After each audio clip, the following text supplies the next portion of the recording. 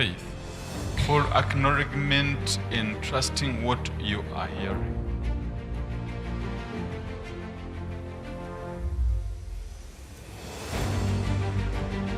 Faith comes from hearing and hearing the word of God.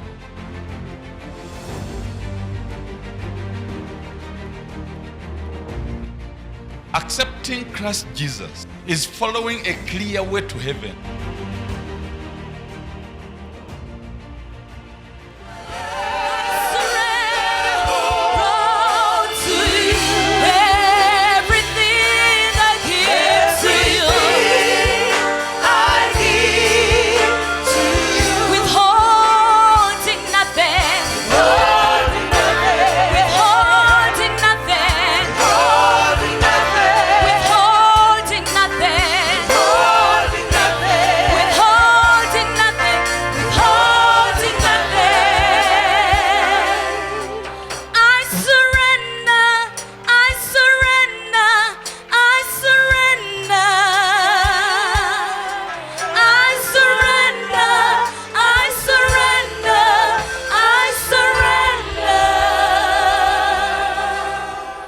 Thank him for he loves you. Mwebaze kubanga akwagala. He died for you. Yakufiirira. And he decided to share his love with you. Era n'asalawo okugabana omukwano gwe naawe. Father, thank you. Kitaffe tukwebaza. In Jesus' holy name. Mu linnya ettukuvu erya Yesu. To neighbor, good morning. Gamba muliraanwa wo amakya amalungi. Good morning.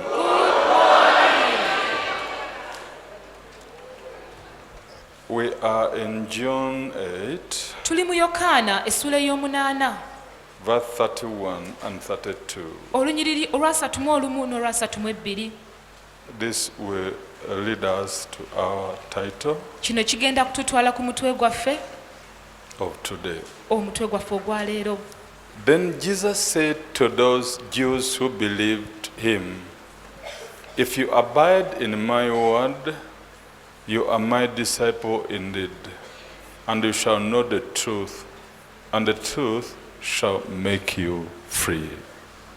Awo Yesu n'agamba Abayudaaya bali abaamukkiriza nti bwe munywerera mu kigambo kyange nga muli bayigirizwa bange ddala, era mulitegeera amazima, n'amazima galibafuula ab'eddembe.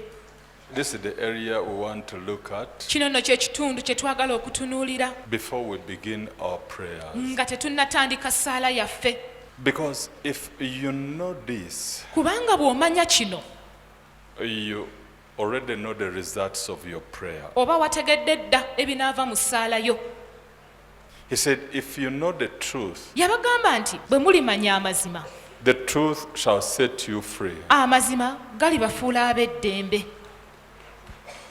He said to the woman, Yagamba omukazi, I am the way, nze kkubo the truth, and the life. n'amazima n'obulamu. He repeated it again. Yakiddamu nate, I am the resurrection and life. nze kuzuukira n'obulamu. John Yokaana 11, essula ey'ekkumi from 23 okuva ku lunyiriri olw'23 to 26. paka ku lw'26. Jesus said to her, your brother will rise again. Martha said to him, I know that he will rise again in the resurrection at the last day. Jesus said to her, I am the resurrection and the life. He who believes in me, though he may die, he shall live. And whoever lives and believes in me shall never die. Do you believe this? Yesu n'amugamba nti mwannyoko ajja kuzuukira. Maliza n'amugamba nti manyi nti alizuukirira ku kuzuukira okw'olunaku olw'enkomerero. Yesu n'amugamba nti nze kuzuukira n'obulamu. Akkiriza nze newankubadde ng'afudde aliba mulamu. Na buli muntu mulamu akkiriza nze talifa emirembe n'emirembe. Okkiriza ekyo? It seemed to the woman like a story. eri omukazi ono kyamulabikira ng'olugero. When Jesus said, your brother will rise again. Yesu bwe yamugamba nti mwannyoko ajja kuzuukira. I know. Manyi At the last time, ku lunaku olw'enkomerero, last day, olunaku olw'enkomerero, he will resurrect. manyi nti alizuukira. He said, no, N'amugamba nedda, I am the resurrection and life. nze kuzuukira n'obulamu. Jesus went ahead Yesu yagenda mu maaso to confirm what he has said. okukakasa ky'ayogedde. That is why he said, if you believe in me Y'ensonga lwaki yagamba nti bwe munzikiriza and my words, n'ebigambo byange which I have confirmed to you, bye nkakasizza gye muli, if you believe in me bwe munzikiriza and my words, which I have confirmed to you, n'ebigambo byange bye nkakasizza gye muli. because the woman heard the words, Kubanga omukazi yawulira ebigambo but with no confirmation. naye awatali kikakasa. Your brother will rise again. Mwannyoko ajja kuzuukira nate. I know, N'agamba mmanyi, I know. mmanyi. At the last day, Ku lunaku olw'enkomerero he will resurrect. alizuukira. Jesus did not stop there. Yesu Kristo teyakoma awo. He said, where did you put him? N'ababuuza mwamutadde wa? They led him to the grave. Ne bamukulembera omutwala ku ntaana. I'm reading John Yokaana 11, 11. 38, Nsoma olunyiriri 39. olwa 38 n'olwa 39. Then Jesus, again groaning in himself, came to the tomb. It was a cave, and a stone lay against it. Jesus said, take away the stone. Martha, the sister of him who was dead, said to him, Lord, by this time there is a stench, for he has been dead 4 days. Awo Yesu bwe yasinda nate munda ye n'atuuka ku ntaana. Yali mpuku ng'eteekeddwako ejjinja kungulu. Yesu n'agamba nti muggyeewo ejjinja. Maliza mwannyina w'oli eyafa n'amugamba nti mukama wange kaakano awunya kubanga yakamala ennaku 4.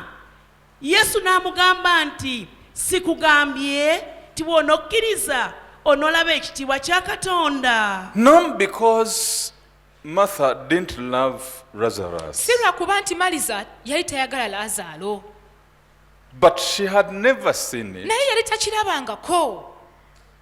She doubted Yabuusabuusa the words of the Lord Jesus. ebigambo bya Mukama waffe Yesu.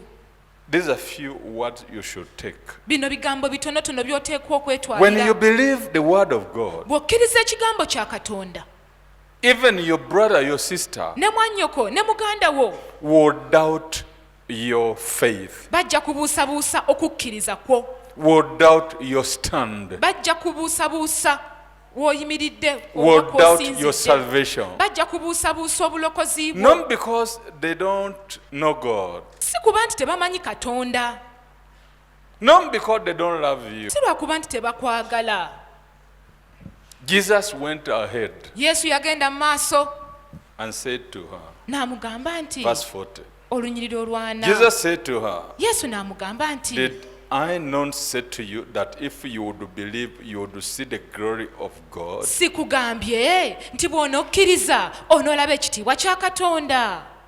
Our responsibility as Christians Obuvunaanyizibwa bwaffe ng'Abakristaayo is to know the truth, kwe kumanya amazima persist and pursue era ne tulemerako, the truth, ne tulemera ku mazima, go through ne tuyitamu until when we are there to prove to them paka bwe what we have tutuukayo believed. okubakakasa ekyo kye tukkiriza. Why are you here today? Lwaki oli wano olwaleero? Whether you are poor or sick, Oba oli mwavu oba oli mulwadde, that is not the issue. eyo si y'ensonga. That is just a test to you. Ekyo kigezo bugezo gy'oli. He said, Yagamba, didn't I say to you, sikugambye if you believe, bw'onokkiriza you will see the glory of God? onoolaba ekitiibwa kya Katonda. I said to you, a poor man, nkugamba gwe omwavu if you believe bw'onokkiriza the truth amazima of Christ Jesus, aga Kristo Yesu what he can do, ky'asobola okukola and pursue it, era n'olemerako Stand n'okirondoola by it. n'oyimirirawo no matter ku lwakyo whatever the people say. nga tofuddeeyo ku byonna abantu byogera In your situation, mu mbeera yo you will see the glory of ojja God. kulaba ekitiibwa kya Katonda. But listening to what people say, naye okuwuliriza ebyo abantu bye boogera, people like Martha, abantu nga Maliza they will continue to frustrate you. bajja kgenda mu maaso nga bakumalamu essuubi n'amaanyi. Are you sure? Okakasa? We have never seen it. Kino tetukirabangako. Let your situation be the first Leka embeera yo ebe nga yeesoose, for them to see the glory of bo God. basobole okulaba ekitiibwa kya Katonda. Say, my situation, Kanti embeera yange I believe nzikiriza that Christ nti Jesus Kristo Yesu can do it. asobola okukikola. Let it be the first Kebere nti yeesoose for people eri to see the abantu glory of God. okulaba ekitiibwa kya Katonda.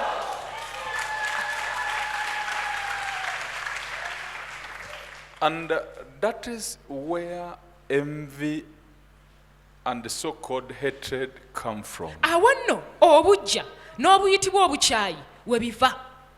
Once people fail, Abantu kasita balemererwa choose to destroy others who have succeeded, basalawo kuzikiriza balala abayiseemu. they do whatever. Bakola buli kyonna ekisoboka.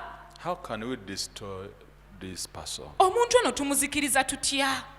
They name you, Ne balyoka bakutuuma you are a amannya. thief, Oli mubbi, you are a witch, oli mulogo, you bought the vehicle emmotoka wagigula because you went to the lake, kubanga wagenda mu nnyanja, because they have failed. kubanga balemereddwa, They have not believed the truth tebakkiriza mazima that God can do nti it. Katonda asobola okukikola. Hallelujah. So what do you believe? Kati ki ky'okkiriza? I believe God. Nzikiriza Katonda. Yes, Ddala kituufu. but there must be a word of truth Wateekwa okubaawo ekigambo eky'amazima concerning your situation, ekikwatagana ku mbeera yo of which you stand by. ky'onoonywererako.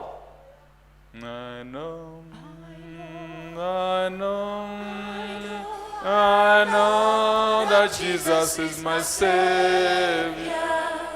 Why are you poor? Lwaki oli mwavu? I know, Ng'obagamba nze mmanyi. I know that Jesus is my Savior. Why you have not married? Lwaki tonnawasa I tonnafumbirwa? know. Ng'obagamba nze mmanyi.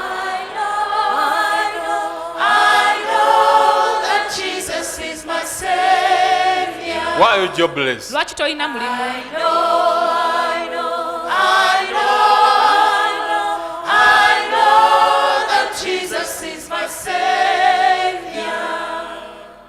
But the moment they begin to abuse you, Naye bwe batandika okukuvuma, you want to pay them back, oyagala kubaddiza, it means you too you have failed. kitegeeza naawe olemereddwa.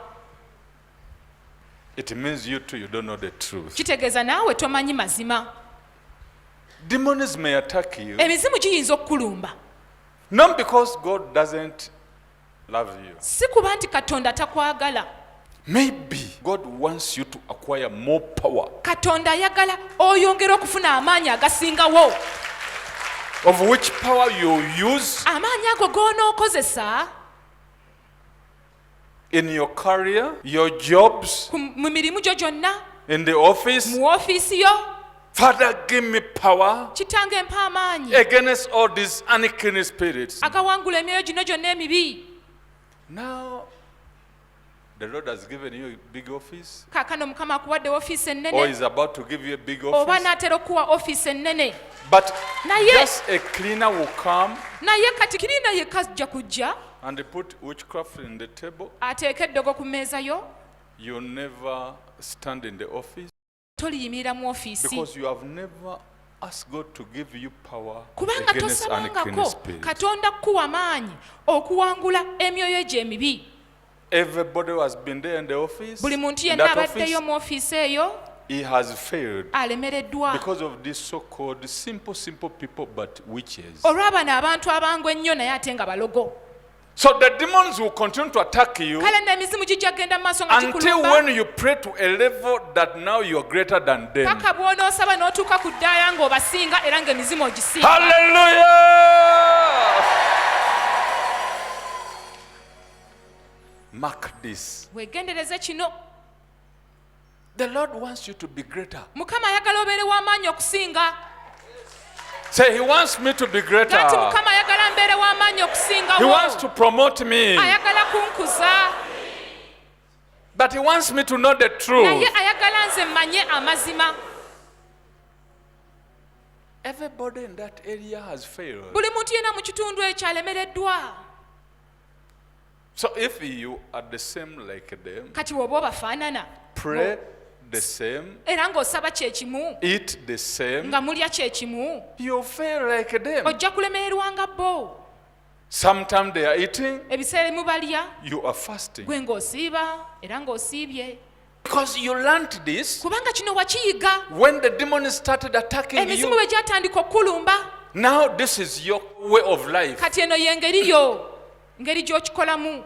They just enter the offices. Bayingira buyingiri mu ofiisi You, before you enter, naye gwe nga tonnayingira ofiisi thank you, Jesus. ng'otandika weebale nnyo Yesu. I and you, we are entering our office. Nze naawe tuyingira ofiisi yaffe Thank you for Weebale nnyo. my salvation, olw'obulokozi bwange, protection, olw'obukuumi, your kindness, olw'ekusaasira kwo, your love, okwagala kwo.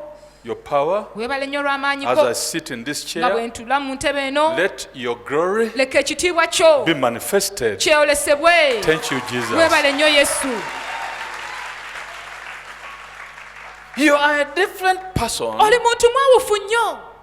You manage that office Ojja kusobola ofiisi eyo because you are stronger. You are not alone. kubanga toli wekka ate bali obasinga amaanyi.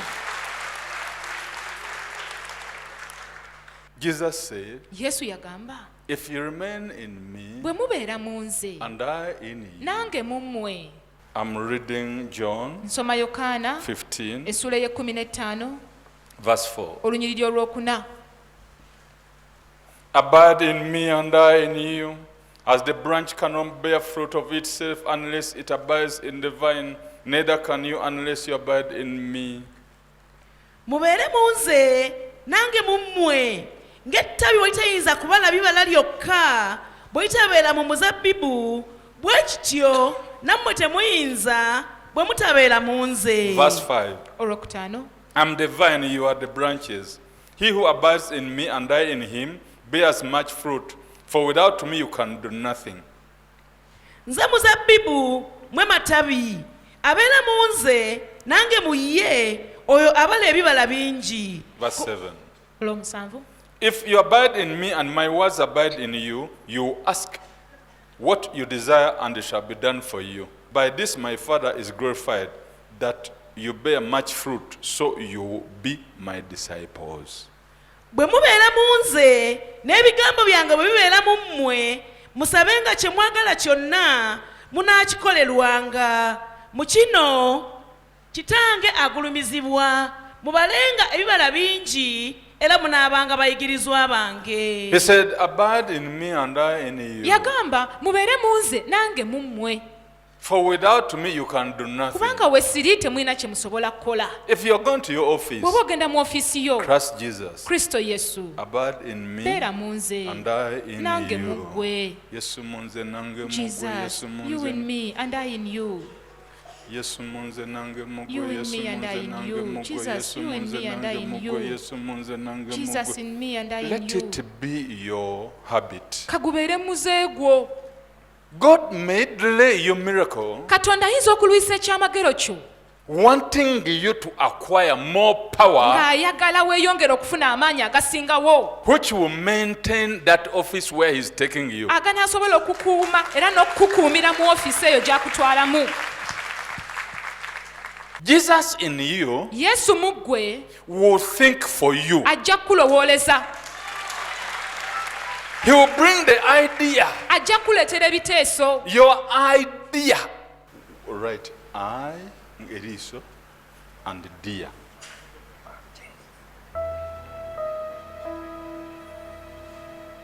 This is the meaning of this. Gano nno ge makulu g'ekigambo kino. Idea. Idea. Eriiso egganzi. Something you love most. Ekintu ky'osinga okwagala. It is dear. Kye kino dia. Ekiganzi ky'owulira nga ky'osinga okwagala. Idea. The thing which your eye loves most. So the Lord will give you the idea. Kale nno Mukama ajja kuwa amaaso go kye gasinga okwagala. Say, Lord Jesus, Kati Mukama wange Yesu, I know manyi I in you nze mu ggwe and you in me. naawe mu nze, You always give me ojja kumpanga my idea. eriiso lyange kye lisinga okwagala. So you don't think of so many things Kale no tojja kulowooza ku bintu bingi except those okuggyako ebyo your dears. by'osinga okwagala. Hallelujah. Amen. He will show you Ajja kukulaga the idea. amaaso go gye gasinga okwagala. Let him think for you Muleke akulowooleze, and choose the idea. akusalirewo, akulonderewo ekisinga obulungi. Hallelujah. Normally what you're going through By'otera okuyitamu and your situation today n'embeera gy'oyitamu leero demands an action byonna bibanja kikolwa, of faith. ekikolwa eky'okukkiriza. You cannot say I have faith without you landing on the truth. Tosobola kugamba nti nina okukkiriza nga tonnatuuka ku mazima. No way. Teri. If you know Kakande doesn't have money Bw'omanya nti Kakande talina ssente and you ask him money n'omusaba ssente and he tells you I don't have money, naye n'akugamba nti sirina ssente, you walk away immediately. ojja kutambula oveewo amangu ago. But if I know Kakande has money, Naye bwe mba manyi nti Kakande alina ssente, I ask him, n'amusaba Kakande, give me nti money. Kakande mpa ku ssente. No, I don't have money. Nedda sirina ssente.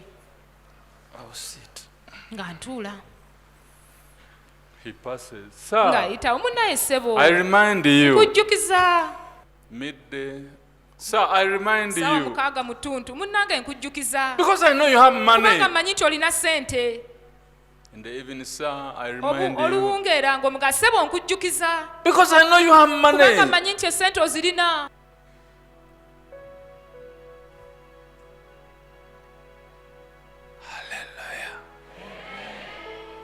Now, Kaakati if I say I've given you a shirt, bwe ŋŋamba nti nkuwadde essaati, the shirts are not with me. amasaati tegali nange, sigalina. The shirts are in the shop. Wabula amasaati gano agoogerwako gali mu dduuka. I'll give you money. Nja kuwa ssente, Wadde a shirt. essente ezigwanira essaati eri gy'oyagala You okugula. have a responsibility to walk to the shop Kati gwe olina obuvunaanyizibwa okukwata ekkubo n'otambula n'ogenda ku dduuka and look for that shop n'onoonya edduuka eryo to buy that shirt. okugulamu essaati eyo. My responsibility is just to give you money Obuvunaanyizibwa bwange kukuwa ssente kyokka, and you walk looking for the gwe shirt. n'otambula ng'onoonya His essaati. responsibility is to bless you. Obuvunaanyizibwa bwe kukuwa mukisa. Say, I know, Lord Jesus. Kanti mmanyi Mukama wange Yesu, Your responsibility obuvunaanyizibwa bwo is to bless me. kumpa mukisa. I know I will go Mmanyi nti nja kugenda and find out whatever you are. nzuule byonna bye njagala. I give you a vehicle. Nkuwadde emmotoka. It is not here. Teri wano. I'll give you money. Nja kukuwa ssente. What day a vehicle? Essente ezigwanidde emmotoka. So you go and import the vehicle. Kati ojja kgenda olagiriza emmotoka. It may take 2 months Kiyinza okutwalira emyezi or ebiri 3 months. oba myezi 3. You have even responsibility Olina to n'obuvunaanyizibwa pay the taxes, okusasula emisolo, to pay the number plate. okusasulira namba puleeti. It is not I've given you vehicle, I'll pay the number plate, I'll tekikubanga pay the nkuwadde taxes. emmotoka nkusasulire ne namba plate nkusasulire n'emisolo. So, you are here today Kale n'oli wano olwaleero as if you have come for money and you want vehicle. azze okukima essente so nga toyagala mmotoka.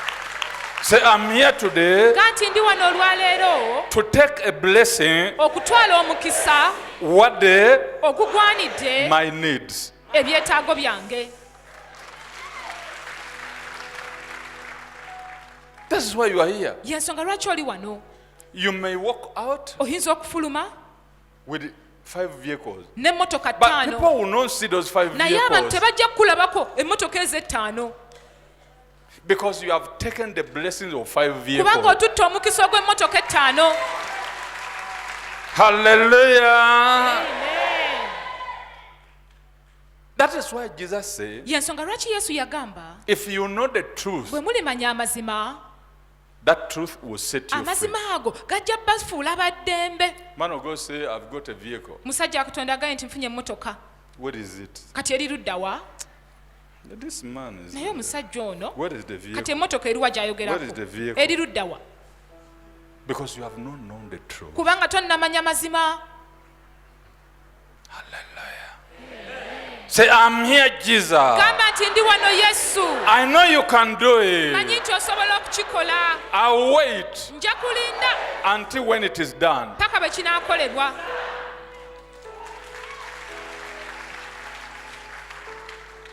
Jesus said to Martha, Yesu yagamba maliza. didn't I tell you Sikugambye that if you would believe, nti bw'onokkiriza you will see the glory of God? onoolaba ekitiibwa kya Katonda?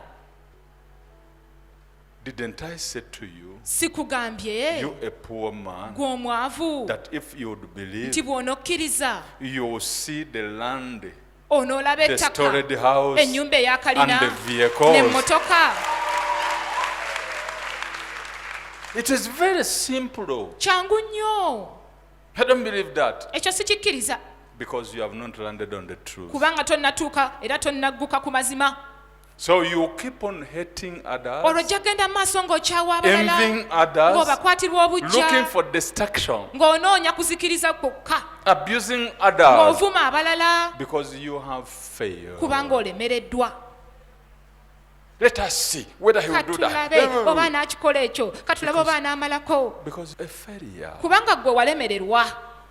You concentrate on destroying others. Kwegamba essira oliteeka ku kuzikiriza balala. Because this failure gives you fear. Kubanga okulemererwa kuno kukuwa okutya. But the truth in Christ Jesus Naye amazima mu Kristo Yesu gives you confidence. gakuwa obuvumu. I know. Manyi He will do it. ajja kukikola. I know. Manyi He will do it. ajja kukinkolera. Where is he? Ali ludda wa? If you abide in me Bwe mubeera mu nze and I in nange you, mu mmwe, it means he's in me kitegeeza ali munda mu and nze I'm in him. nange ndi mu ye. You come to me, you are looking for Jesus. Ojja gye ndi ng'onoonya Yesu oba ali ludda wa? You don't see him. Tojja kumulaba. He works in when we cannot see. Akola mu ngeri He will gye make tutasobola a kulaba. way for me. He will be my God.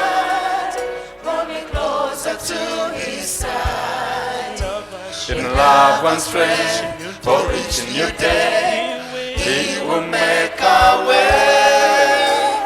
He will make a way. He went to heaven Yagenda mu ggulu so that He may come back in spirit. asobole okudda gye tuli mu mwoyo. We cannot now see your spirit. Kaakano tetusobola kulaba mwoyo We gwo. only see the body, Tulaba bulabi mubiri. but He's with us Naye ali in the naffe person of the Holy mu Spirit. muntu ono ayitibwa omwoyo omutukuvu. So if you don't know this truth, Kati amazima gano oba togamanyi, you are a Christian without weapon. oli Mukristaayo atalina kyakulwanyisa. Fear comes when you do not know the truth. Okutya kujja tomanyi mazima. But if you know the truth, Naye bw'omanya amazima, fear goes away. okutya nga kugenda. Say, Lord Jesus, Gamba nti Mukama wange Yesu, I want to know the truth, njagala kumanya mazima, of which truth era ng'amazima ago shall set me free. ge gananfula ow'eddembe. Now, Kaakati if you know the truth, bw'omanya amazima you know the results. olwo omanya ebinaavaamu. Kiringa nga avudde wano ng'ogenda okugula emmotoka. It's like leaving this place and you're going to buy a vehicle. Because you know Kubanga omanyi you have the money worth buying the olina vehicle. ssente ezo ezigwanidde okugula emmotoka You have the eyo. blessing worth Olina n'omukisa okugwanidde building the house. okuzimba ennyumba. Hallelujah. Amen. So even if somebody say you never manage it, Kati omuntu ne bw'agamba nti gwe tolimalako even tolisobola, if you buy a plot and steal your money, ne bw'ogula puloti ne babba ssente zo, it doesn't mean that the blessing to put up the house has tekitegeeza gone. nti omukisa ogw'okuzimbako They ennyumba may gugenze. fraud you, Bayinza okukubba, but the blessing naye from God, omukisa they will okuva ewa never steal Katonda it. tebaligubba.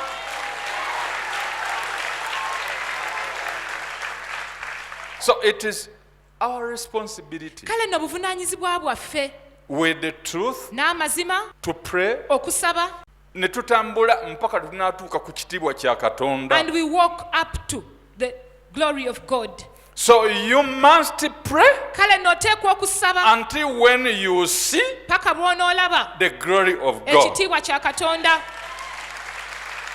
You must not stop praying Toteekeddwa kulekerawo okusaba, because your prayer is leaning on the truth. kubanga essaala yo yeesigamye ku mazima, And you know era omanyi He will do it. ajja kukikola. So you pray Kale nno osaba until okutuuka when you see the glory of lw'olaba God. ekitiibwa kya Katonda. Man of God say, sister, you are free. Omusajja Katonda ga sisita oli wa ddembe, Everything has changed. buli kintu kyonna Changed kikyuse. the what? I did not see Him. Kikyuse biki nga n'okumulaba simulabye. If you abide in me, Bwe mubeera mu nze and my word is n'ebigambo byange, if you abide in Jesus and Jesus' words I preach to you remain in kati you, bw'obeera mu Yesu, ebigambo bya Yesu bye nkubuulira ne bibeera mu ggwe, He will confirm what He said. ajja kukakasa by'ayogera. Say, oh Lord Jesus, Kati ayi Mukama wange Yesu, you spoke this word. wayogera ebigambo bino, I know manyi you confirm ojja kukakasa what you bye said wayogera for the glory of God. olw'ekitiibwa kya Katonda. Elisha sent a message to Naaman Erisa yatumira Niyamani obubaka and said, n'amugamba, go and wash genda onaabe in Jordan eri mu Yolodaani 7 times. emirundi 7. He said, N'amusekera n'amugamba, naye ssebo, do you want to mean Abana and Pharpar, the rivers of Damascus, are not better than this Jordan? ky'ogamba nti Abena ne Falufa giri emigga gy'e Damasiko tegisinga guno ogwa Yolodaani? Oh God, I left my country. Niyamani n'agamba, mazima ddala navudde eri ewala ennyo ne ndeka eggwanga lyange, They are very good waters. waliyo amazzi amalungi ennyo, He's now sending me to Jordan. laba ansindika wali eri mu Yolodaani. We are in 2 Kings Tuli mu Bassekabaka ekyokubiri 5, essula ey'okutaano verse 9. olunyiriri olw'omwenda. Then Naaman went with his horses and chariot, and he stood at the door of Elisha's house. And Elisha sent a messenger to him, saying, go and wash in the Jordan 7 times, and your flesh shall be restored to you, and you shall be clean. But Naaman became furious and went away and said, indeed, I said to myself, he will surely come out to me and stand and call on the name of the Lord his God, and wave his hand over the place and heal the leprosy. And not Abana and Pharpar, the rivers of Damascus, better than all the waters of Israel? Couldn't I wash in them and be clean? So he turned and went away in rage. And his servant came near and spoke to him and said, my father, if the prophet had told you to do something great, would you not have done it? How much more then when he says to you, wash and be clean? So he went down and dipped 7 times in the Jordan, according to the saying of the man of God. And his flesh was restored like the flesh of a little child, and he was clean. Awo Nayamani n'ajja n'embalaasi ze n'amagaali ge n'ayimirira ku luggi olw'ennyumba ya Elisa. Elisa n'amutumira omubaka ng'ayogera nti, genda onaabe mu Yoludaani emirundi 7, kale omubiri gwo gulidda gy'oli, naawe oliba mulongoofu.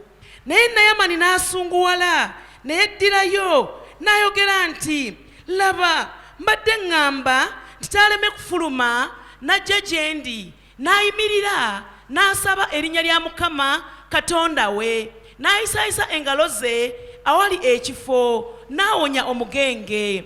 Abana ne Fulufaali, emigga gy'e Damasiko, tegisinga bulungi amazzi gonna ga Isirayiri? Siyinza kunaaba omwo ne mba omulongoofu? Awo n'akyuka n'agenda ng'aliko ekiruyi. Awo abaddu be ne basembera ne boogera naye nti, kitange, nabbi singa akulagidde okukola ekigambo ekikulu tewandikikoze? Kale tosinga ennyo bw'akugambye nti naaba obe mulongoofu? Awo n'aserengeta ne yennyika mu Yoludaani emirundi 7 ng'ekigambo bwe kyali eky'omusajja wa Katonda.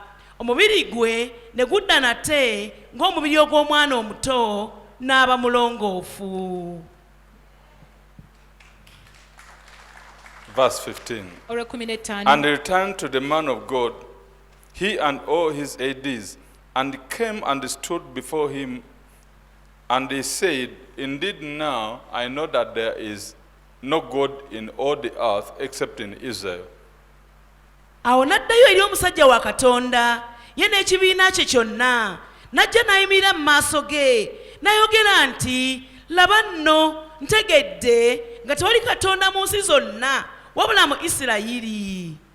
God watched his word spoken by the man of God, Katonda yalabirira ekigambo kye ekyayogerwa omusajja wa and Katonda he performed it. n'akikola. But Naaman Naye had Naaman- a responsibility Nayamani yalina obuvunaanyizibwa to walk up to Jordan okutambula n'akkirira paka ku Yoludaani. and dip himself 7 Yalina times. obuvunaanyizibwa obw'okwennyika mu Yoludaani emirundi 7.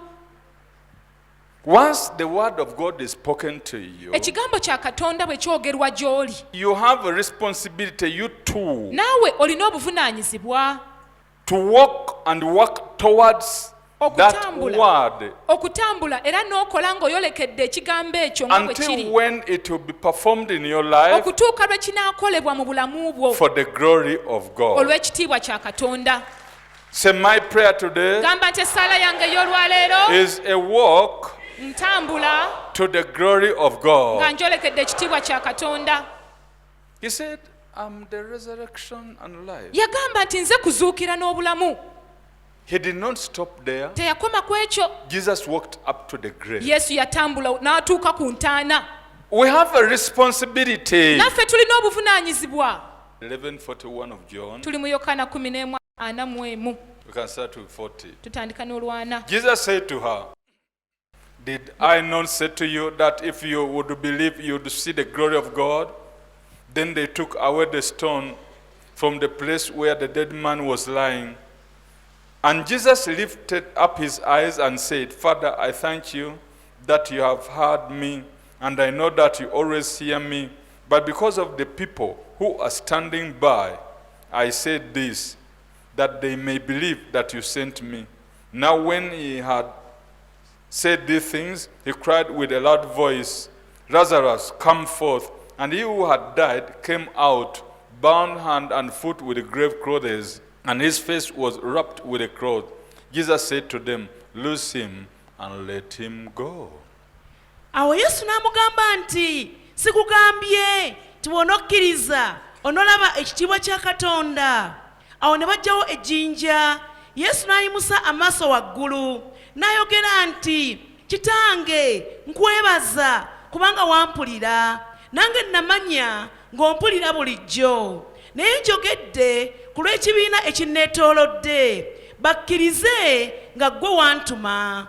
Bwe yamala okwogera bw'ati, n'ayogerera waggulu n'eddoboozi ddene nti, Laazaalo, fuluma ojje. Yali afudde n'afuluma ng'azingiddwa mu mabugo amagulu n'emikono n'ekilemba nga kisibiddwa mu maaso ge. Yesu n'abagamba nti mumusumulule mumuleke agende. Jesus also had a responsibility ne Yesu naye yalina obuvunaanyizibwa to perform his word. okutuukiriza ekigambo kye.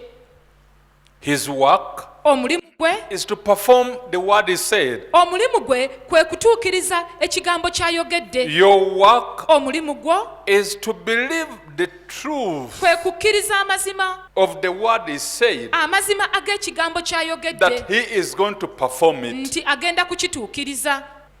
You must come here Oteekwa okujja wano for a purpose. ng'olina ekigendererwa. You must come here Oteekwa okujja wano for the glory of God. olw'ekitiibwa kya Katonda. You must come here Oteekwa okujja wano to prove people okukakasa eri abantu and those who were saying to n'abo abaali you boogera bino na biri, abaali bakugamba bino na biri, that you obakakase nti gwe and God, gwe ne Katonda you are one. muli kimu. You seated here, you must be sure for Bw'atudde your wano, miracle. oteekwa okuba ng'oli mukakafu olw'ekyamagero kyo. Say, I must pray today. Nga nti nteekwa okusaba olwaleero. You, my mouth. Gwe kamwa kange You must pray today oteekwa okusaba olwaleero 7 times emirundi 7 the way you have been praying. okusinga bw'obadde osaba. You, my heart. Gwe omutima gwange You must believe today oteekwa okukkiriza olwaleero the truth amazima of the word of God ag'ekigambo kya Katonda 7 times emirundi 7 more okusingawo than when you first believed. bwe wali okkiriza. Today, Olwaleero if your mission here was to doubt, bwebanga mishoni yo wano yabadde yakubuusabuusa, you doubt kati until gwe when you buusabuusa. believe. Buusabuusa paka bw'onokkiriza. It is okay. Kiri bulungi. Martha doubted Maliza yabuusabuusa until when Lazarus was out of the grave. paka Lazaalo bwe yavaayo mu ntaana. Your doubting will not stop Jesus performing his word. Okubuusabuusa kwa tekujja kuziyiza Kristo Yesu kukola kyamagero.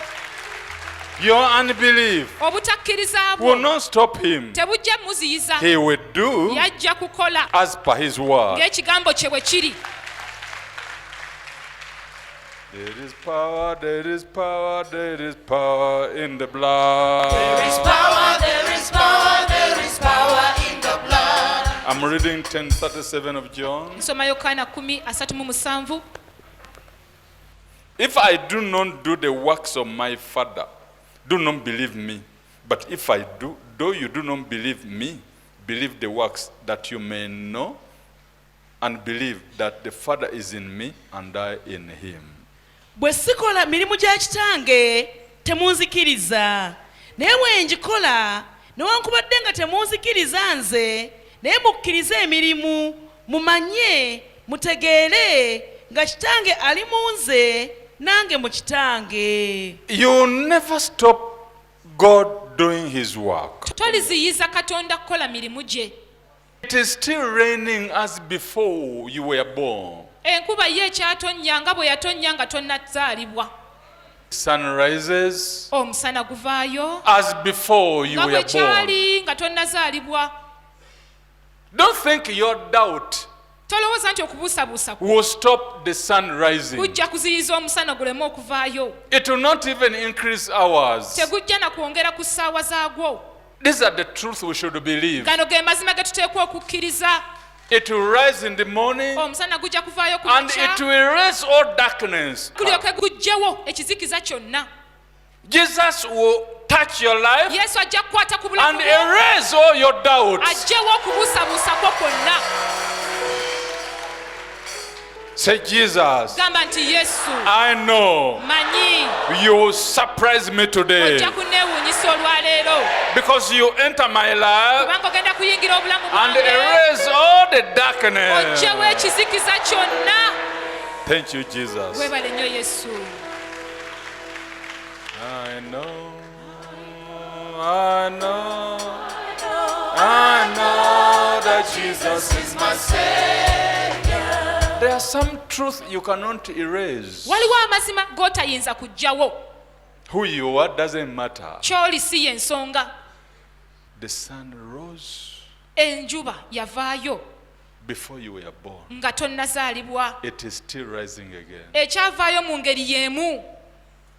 God will perform miracles. Katonda ajja kukola ebyamagero So long as we believe, kasita tuba nga tukkiriza, He will perform miracle in our ajja hands. kukola ebyamagero mu bulamu bwaffe The way He did them nga bwe yabikola in the hands of mu Peter mikono gya Peetero and Paul. ne Pawulo. Katonda kola nate, Katonda kola nate, Katonda kola nate munseno. Okubitukiriza byonna bye yasuubiza.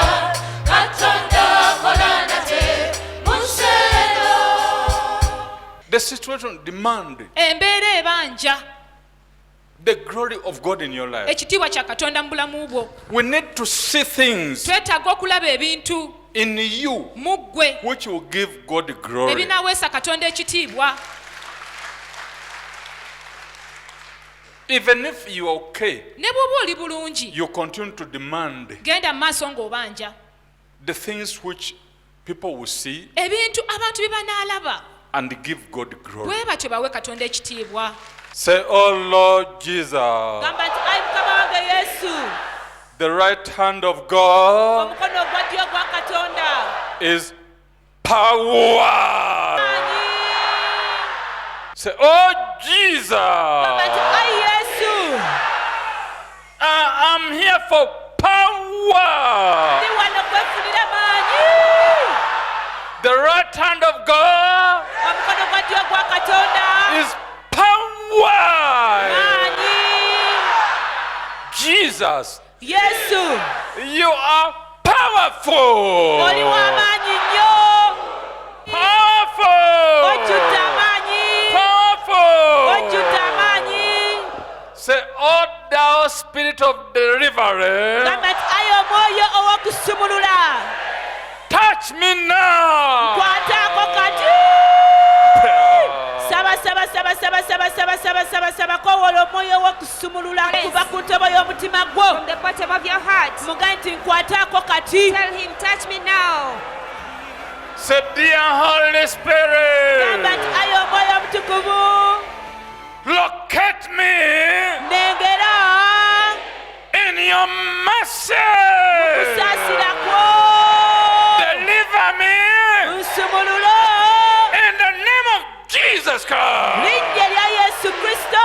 Prayer. Saba saba saba saba saba From the saba bottom of your heart. kijje ku ntobo y'omutima gwo. Remember, the prayer doesn't stop on you. Jjukira essaala eno gy'osaba tekema ku It is ggwe, going to your home, egenda butereevu mu maka to go, your eri family, famire yo, to your people, eri abantu bo, to deliver you okukusumulula and deliver them. n'okubasumulula.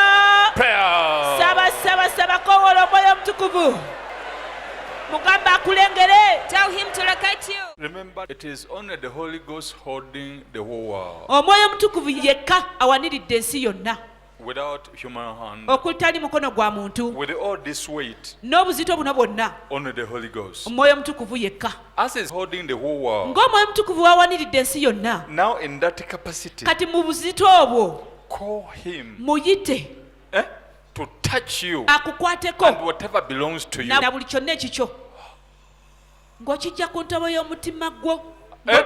ng'otunuulidde kyawaniridde bwe kyenkana. Holy Ghost! Holy Locate me in your mercy, kusaasira kwo, in your wisdom, magezi go, in your healing, kuwonya kwo, in your favor. kuganja kwo, Touch me kwatako in Jesus' name. mu linnya lya Yesu, Deliver me nsumulula and all whatever belongs to me. buli kyonna ekyange.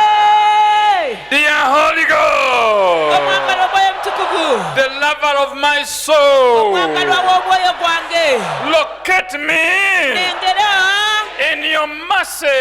kusaasira kwo In the name of Jesus Christ, linnya lya Yesu Kristo, deliver me. nsumulula Touch my kwata head. ku mutwe gwange, Touch my kwata ku eyes. maaso gange, Touch my kwata ku mouth. kamwa kange, Touch my kwata ku tongue. lulimi lwange, Touch my kwata ku neck. nsingo Touch yange, my kwata mu chest. kifuba Touch kyange, my kwata ku lubuto stomach. lwange, Touch my hand. kwata ku mikono gyange nange oyatula, genda oyatula, oyatula.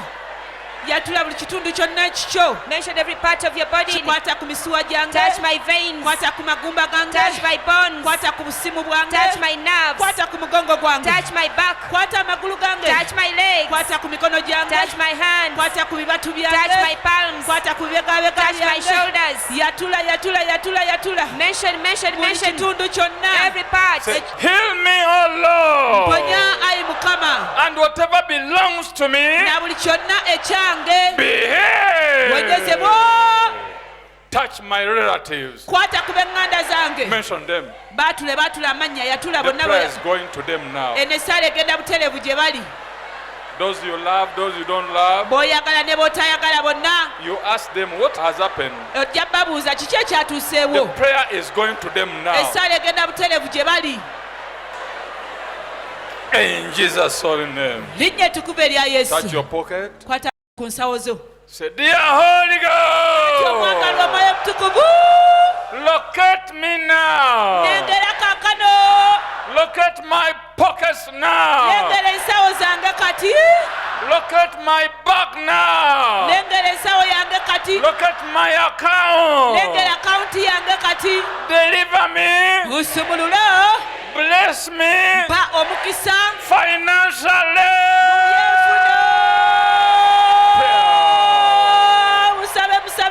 musabe. Jesus, I need money. Yesu What njagala is called sente, money? ekiyitibwa Money, sente, money, sente, money. Prayer. sente. Bless me with money. Mpa omukisa ne sente. Prayer. Musabe. In Jesus' holy name. Linnya ettukuvu erya Yesu. Say, Thou Holy Ghost, Gamba nti ayi Omwoyo Omutukuvu, locate me now nengera kaakano in your mu wisdom. magezi go, In the name of Jesus mu Christ. linnya lya Yesu Kristo.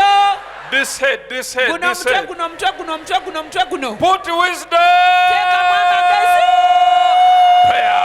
Saba amagezi. Saba mu Mutukuvu ateeka amagezi. amagezi. Father, put wisdom in my head. Put your wisdom in my head. Teekamu amagezi go mu mutwe Put your gwange. knowledge in my Teeka head. okumanya kwo mu mutwe Put your gwange. understanding in my Teeka head. okutegeera kwo mu mutwe Father, gwange. give them wisdom. Kitange bawa Give amagezi. them knowledge. Bawa okumanya. Give them understanding. Bawa Prayer. okutegeera. Musabe. Be blessed in Jesus' name. Muweebwe omukisa mu linnya erya Be Yesu. blessed in Jesus' Muweebwe name. omukisa mu linnya erya Say, Yesu. Oh Lord, Gamba ayi Mukama, I'm set for a testimony. neetegese okuwa obujulizi. That is why I need a miracle. Yensonga ki neetaaga ekyamagero. I'm here, Jesus, to demand my miracle. Niwena Mukama Yesu Kristo kubanja ekyamagero Demand your miracle. banja ekyamagero Jesus, kyo. my Yesu, miracle. My ekyamagero kyange. miracle. Prayer. Musabe. Yesu ekyamagero kyange. Jesus, my miracle. Netegese okuwa obujulizi. I'm ready to I testify. want a miracle. Njagala kyamagero. Saba. Yesu nze njagala kyamagero. Jesus, I need a miracle. Yesu njagala kyamagero. Jesus, I need a Netegese miracle. okuwa obujulizi. I'm ready to testify.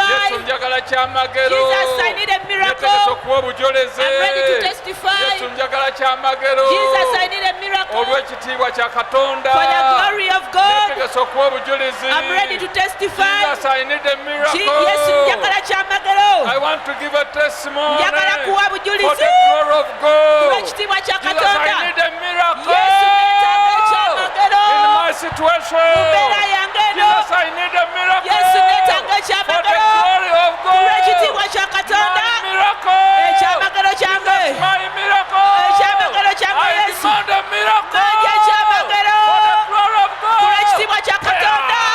Musabe. Demand your Banja miracle. ekyamagero kyo. He said he would do it. Yagamba nti ajja kukikola. Demand your miracle. Banja ekyamagero kyo. Tell him I'm set for a testimony. Mugambe neetegese okuwa I obujulizi. need a miracle, Jesus. Neetaaga ekyamagero Yesu. I'm set for a testimony. Neetegese okuwa obujulizi. I need a miracle. Yesu, neetaaga Jesus. ekyamagero. Ayi Yesu. Jesus. Yesu. Jesus. Yesu. Christ Jesus. Yesu Kristo. I need a miracle. Neetaaga ekyamagero. Prayer. Musabe.